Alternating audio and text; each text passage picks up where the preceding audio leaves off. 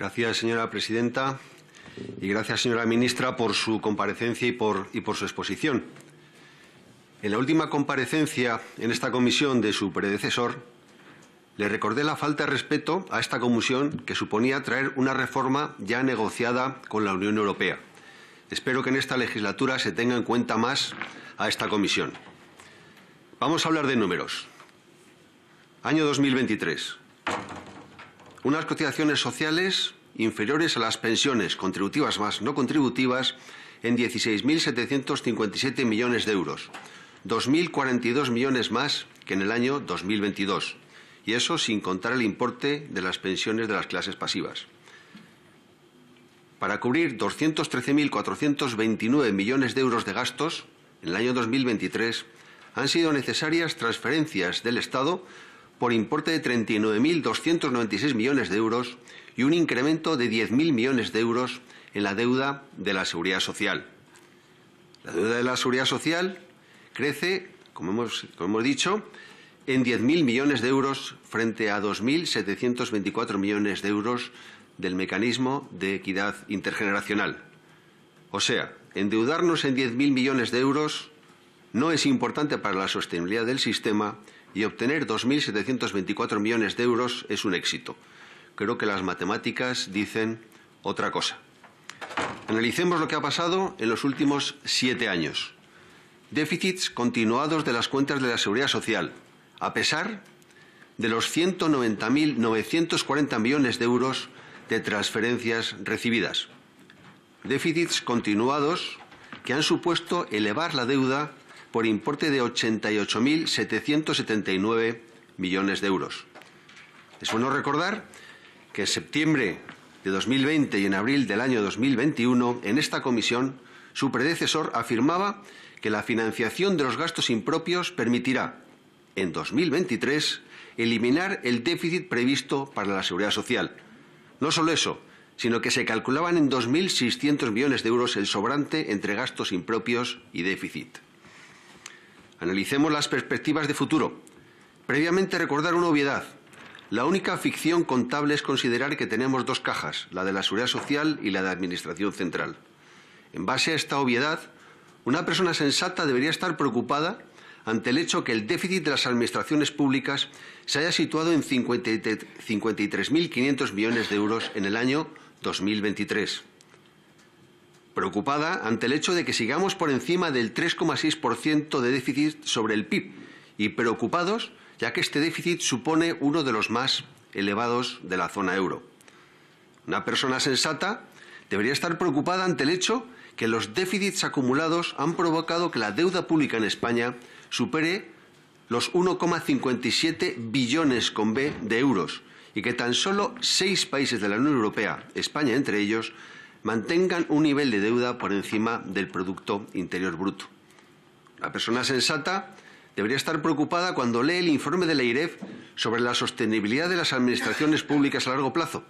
Informe que menciona que el proceso de envejecimiento de la población impone una elevada presión sobre las finanzas públicas, que situaría la deuda en un escenario base sin medidas adicionales en el 186% del PIB en el año 2070.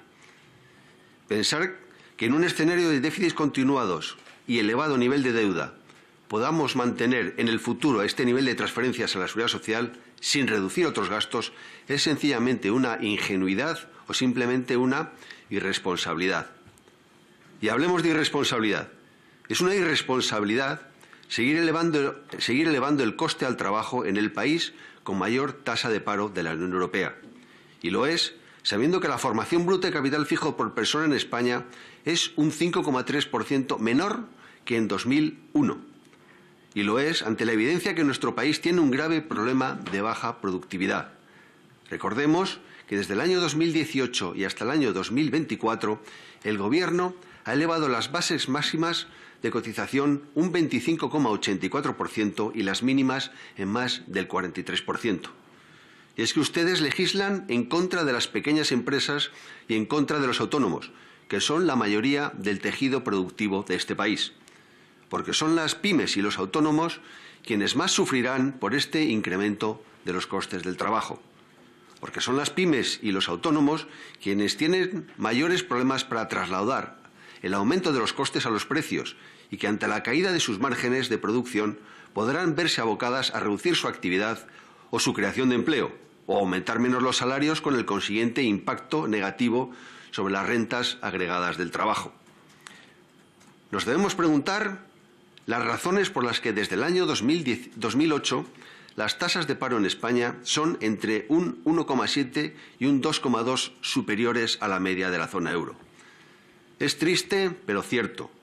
Ustedes legislan contra el trabajo. La sostenibilidad futura del sistema de pensiones debe tener como pilares fundamentales el aumento en el número de cotizantes, creando empleo y, a largo plazo, el fomento de la natalidad, el apoyo a las familias, algo que en España no es una característica, ya que se encuentra a la cola de ayudas a las familias en la Unión Europea. La sostenibilidad de las pensiones supone asegurar su financiación y para ello es necesario reducir gasto público superfluo, eliminar duplicidades, corregir ineficiencias de las diferentes administraciones públicas, buscando y aplicando las mejores prácticas. Pero para ello hay que tener sentido común y sentido de Estado. Muchas gracias. Gracias, señora presidenta. Me va a permitir la señora ministra, como cuestión previa, decir que yo no he mencionado a la reforma laboral. No sé si ha sido el otro portavoz de otro partido político, pero no lo mencioné en mi intervención. Respecto a los números, les respeto mucho. He trabajado 29 años en la empresa privada con números, revisándolos y haciéndolos. Y los números dicen unas cosas muy claras. Somos el país con mayor tasa de paro de la Unión Europea. Nuestras cuentas públicas siguen reflejando un desequilibrio preocupante. La deuda per cápita asciende a 32.386 euros por habitante, un incremento de más de 6.000 euros por habitante desde que llegaron el Partido Socialista al poder a mediados del año 2018. La productividad total de los factores de España, según un reciente estudio publicado por la Fundación BBVA, ha acumulado un retroceso del menos 7,3% entre los años 2000 y el año 2022. Hemos pasado de estar a 9 puntos de la media de los países de la Unión Europea en PIB per cápita en paridad de poder adquisitivo en el año 2018 a estar a 14 puntos en el año 2022.